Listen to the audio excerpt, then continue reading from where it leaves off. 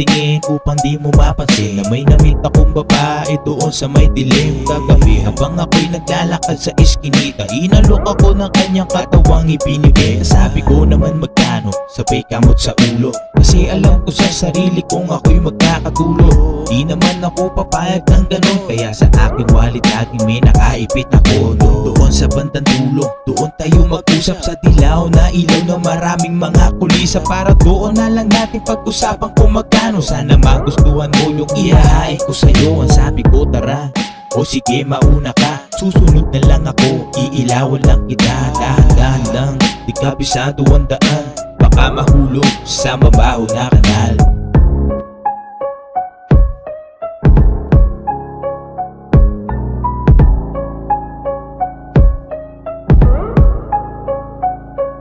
Sabay sa pagkabog ang pagtigas ng panganay na ugat, unti-unting humahagot ang kamay sa may burak. Nakapikit nilala sa pamanga, bawat sandali nakatirik mga mata at habang nakangiti. Ito na nga nilabasan sa kinatatayuan, init ang aking katawan at ang aking kalibugan. Saglit ang nilapatan ng babaeng bayaran, iyong pagkukulang ay agad kanyang nilapatan. At nung natapos na kami, ako'y nangangamba, tibok sa aking dibdib, para bang kumakaba na para bang may humihigop sa aking pababa. Babae sa may dilim, sana di na lang sumama. Nagdaan ang mga araw at ako'y nagkasakit.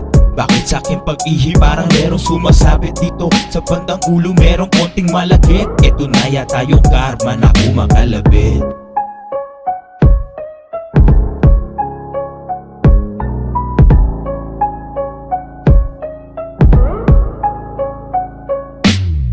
Inaasahan ng lahat ng pangyayari, sakit na natamasa sa'yo di na'y mangyayari.